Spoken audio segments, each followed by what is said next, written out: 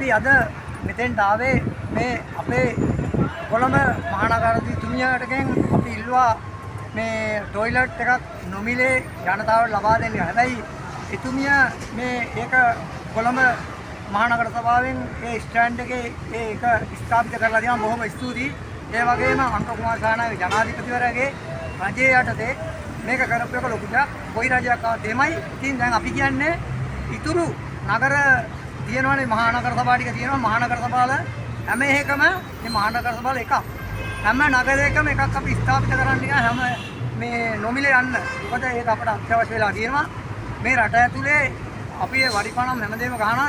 අපිට කරන්න තියෙන පහසුකම් ටික අනිවාර්යයෙන්ම කරන්න ඕනේ. මොකද මේ පහසුකම් විතරයි ඕන.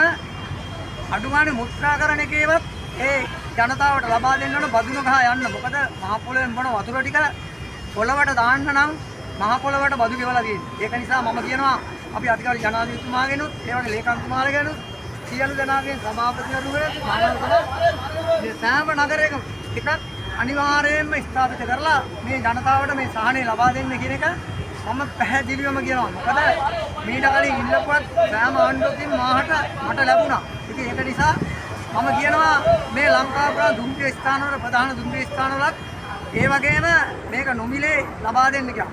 සෑම නගරයකම. ඉතින් ඔබ සියලු දෙනාටම අපෙන් සේවයක් වෙනවා නම් මේ රටට අපි කරන්නේ අරගල කරන්නේ අපි කරන්නේ මේ වගේ දේවල් කරලා තමයි ජනතාව සහන ලබයි.